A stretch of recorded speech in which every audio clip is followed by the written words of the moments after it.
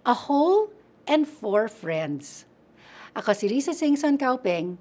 Magkapet, pandasal muna tayo.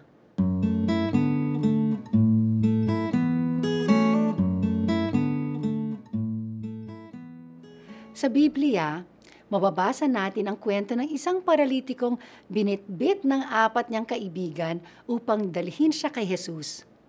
Sa kagustuhan nilang gumaling ang kanilang kaibigan, pilit nilang ilapit siya sa Panginoon.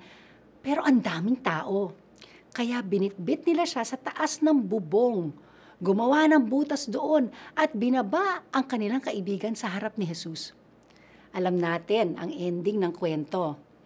Jesus was impressed by the faith of this man's friends and healed the paralytic.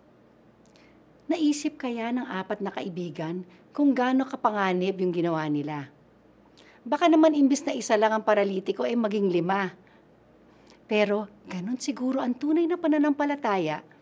They had complete faith in Jesus that they were fearless in bringing their friend closer to Him.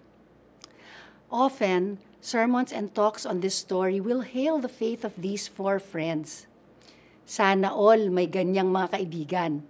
At sana, ganyang klaseng kaibigan din tayo sa iba.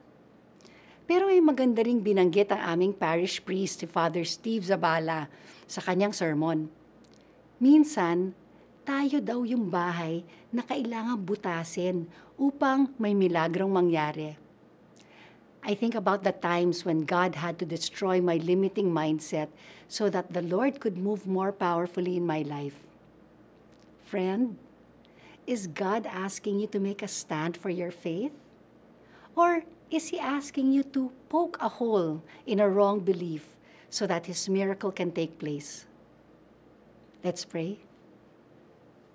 Lord, teach me to pray and act according to your will. Amen.